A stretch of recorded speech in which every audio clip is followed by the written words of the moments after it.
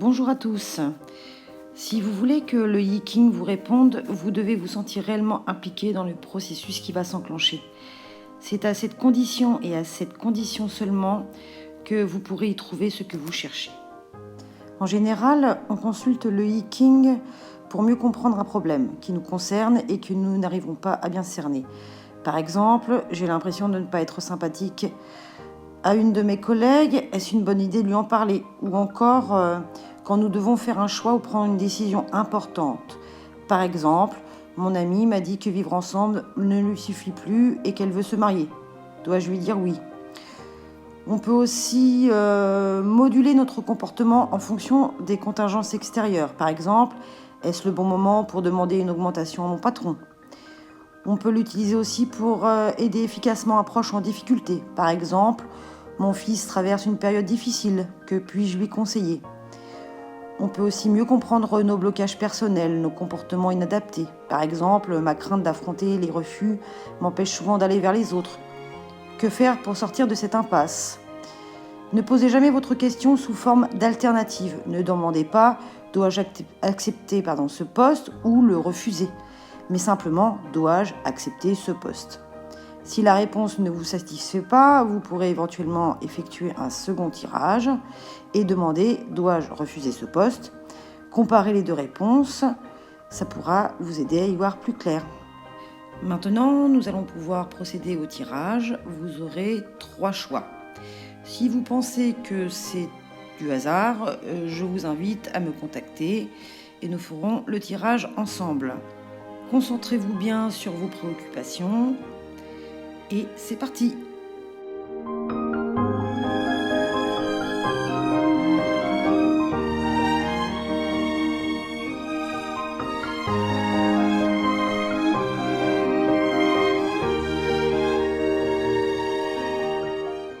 Maintenant, je vais procéder à la lecture de chaque carte. Écoutez bien tout ce qui va être dit. Cela va peut-être résonner en vous. On vous dit, sortez de votre cocon, le vaste monde vous attend. Qui n'a jamais rêvé de relations idylliques et fraternelles où tous les hommes avanceraient main dans la main dans l'amour et la confiance mutuelle? Mais la vie nous apprend que la réalité est plus compliquée, que chaque être humain est différent et que les différences sont souvent source de friction et d'incompréhension. Plus le temps passe, plus nous prenons conscience des difficultés inhérentes à toutes les relations dès qu'elles cessent d'être superficielles. Lorsque les déceptions s'accumulent, le pessimisme s'installe et nous porte à nous méfier des autres et à nous replier sur nous-mêmes. Si des parenthèses de solitude et d'introspection s'avèrent parfois nécessaires, elles ne doivent pas s'éterniser. L'hexagramme vous dit qu'il est temps d'oublier les rancœurs et les discordes passées, de faire le premier pas et d'aller vers l'autre ou vers les autres, en oubliant toute illusion utopique d'harmonie parfaite, mais dans un état d'esprit altruiste et accueillant, ouvert à la nouveauté et à la différence. Pour s'entendre avec les autres, il n'est nullement nécessaire de s'écraser. L'hexagramme est constitué de 5 traits yang et l'attitude décrite est vigoureuse et sûre d'elle. Il n'est pas question ici d'essayer de vous couler dans le moule en renonçant à vos points de vue personnels, mais de vous faire accepter tel que vous êtes, d'affirmer vos particularités et votre unicité en sachant que, de toute façon, on ne peut pas plaire à tout le monde. Il s'agit de confronter votre réalité avec celle de l'autre sans préjugés ni a priori, car la fécondité et le dynamisme d'une relation naissent de la différence et non de la similarité. S'entendre avec les autres en les acceptant tels qu'ils sont et non tels que nous voudrions qu'ils soient est une entreprise difficile qui demande beaucoup de souplesse, de patience et d'endurance. Le texte des traits, qui décrit une progression lente et souvent laborieuse vers l'entente et le dialogue, nous rappelle qu'il faut savoir garder les pieds sur terre pour concrétiser au quotidien nos beaux rêves de concorde universelle. Si vous êtes encrouté dans un train-train rassurant et sans surprise, le moment est venu de faire un effort, sortir de votre nid douillet et partir à la découverte de gens nouveaux et de milieux différents, sans jalousie ni méfiance. N'attendez pas que les autres viennent vous chercher, ne vous limitez pas à accepter les invitations. C'est le moment de retrouver votre esprit d'initiative, de décrocher le téléphone et de renouer les contacts avec des personnes que vous aviez perdues de vue. Ne craignez pas de vous faire entendre et de manifester clairement votre désir de participation au travail comme dans votre vie privée. Quelque chose de très fort s'annonce. Préparez-vous à être secoué. Si vous pensiez que votre vie ressemblait à un long fleuve tranquille, vous allez devoir changer d'avis. L'hexagramme formé de la répétition du trigramme tonnerre annonce un événement aussi soudain qu'inattendu qui risque de susciter un grand effroi. Il décrit les roulements répétés du tonnerre ainsi que les cris de frayeur et les rires nerveux suscités par un ébranlement qui va réveiller des émotions enfouies, des souvenirs refoulés, des pulsions endormies. Ce remue-ménage émotionnel sera salutaire si vous savez utiliser les énergies libérées sans vous laisser désarçonner par la violence de l'impact. Quelle que soit la question posée, la tendance de l'hexagramme est de toute façon positive. Le plus souvent, il est question d'une forte secousse que va subir le consultant. Mais s'il s'agit d'une initiative que vous entendez prendre, le Yi-King vous avertit qu'elle aura l'effet d'un coup de tonnerre sur votre entourage. Mieux vaut vous y préparer. Depuis les origines de l'espèce humaine, le tonnerre a toujours évoqué la colère des dieux, car il est bruyant, effrayant et totalement incontrôlable. Quand un cataclysme s'abat sur nos vies, il est naturel que nous nous mettions à trembler. L'effroi ne doit cependant pas nous porter à refuser ce qui vient de se passer, mais bien au contraire à l'accepter. Il faut se laisser traverser par l'onde de choc sans pour autant perdre le contrôle de la situation.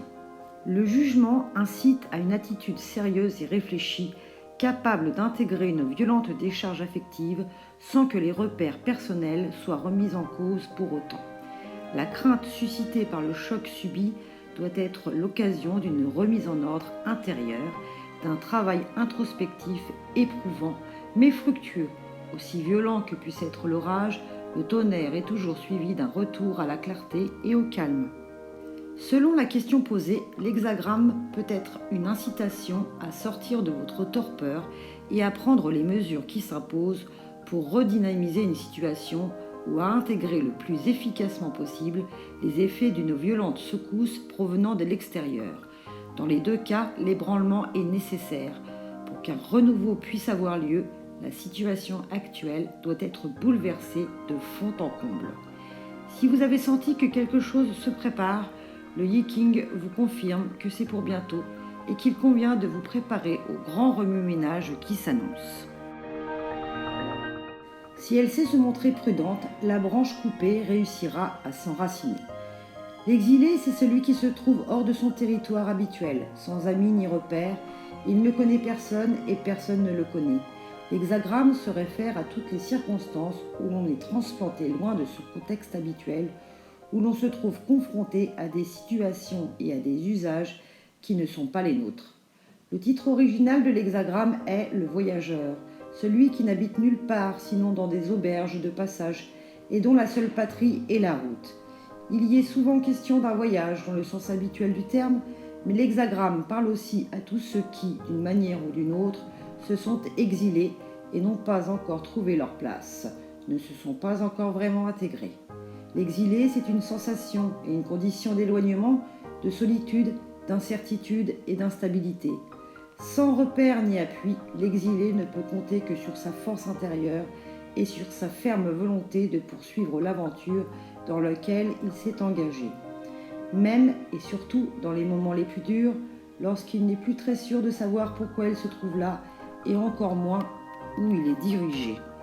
Si la plupart d'entre nous sont destinés à passer toute leur vie dans le même pays, voire dans la même ville, d'autres sont amenés à quitter la mère patrie pour explorer d'autres territoires, laissant derrière eux leurs familles et leurs amis les plus chers. Il va falloir vous faire une raison. Le vide affectif fait partie des bagages de l'exilé. Il va falloir aussi freiner les excès d'enthousiasme dans sa soif de se faire des connaissances, de retrouver le plus vite possible un réseau. L'exilé tente en effet à surinvestir les nouvelles rencontres, à trop en attendre et à accumuler souffrance et déception. Les vraies amitiés ne se construisent pas en un jour. Si vous gardez la tête froide et apprenez à évaluer vos interlocuteurs, vous saurez reconnaître ceux qui en valent vraiment la peine et peuvent vous aider à trouver votre place. Celui qui se trouve en territoire inconnu ne sait jamais exactement où il met les pieds. Évoluer dans un contexte qui nous est étranger requiert beaucoup de prudence et d'humilité, ainsi qu'une extrême attention dans le choix de nos fréquentations. Si vous ne voulez pas paraître arrogant, il faudra éviter toute maladresse en renonçant aux comportements qui pourraient être jugés effrontés ou envahissants. Restez en retrait, ne cherchez pas à vous imposer. C'est à vous de vous adapter au contexte et de vous faire apprécier de vos hôtes et non le contraire. Certains touristes d'aujourd'hui qui débarquent dans les endroits les plus reculés de la planète, comme s'ils se trouvaient en terre conquise, feraient bien de réfléchir aux mises en garde de l'hexagramme 56. L'hexagramme ne parle pas toujours d'un déplacement géographique. On peut se sentir en exil dans un nouveau contexte professionnel, ainsi que dans tout groupe que l'on intègre sans en connaître les membres ni les relations qui existent entre eux. Celui qui se trouve dans ce genre de situation aura tout intérêt à suivre le conseil de Confucius. Écoute beaucoup, laisse de côté ce qui est douteux et ne répète le reste qu'avec prudence. De cette façon, tu te tromperas rarement. Observe beaucoup, laisse de côté ce qui est suspect et n'adopte le reste qu'avec prudence. De toute façon, tu n'auras que rarement lieu de te repentir.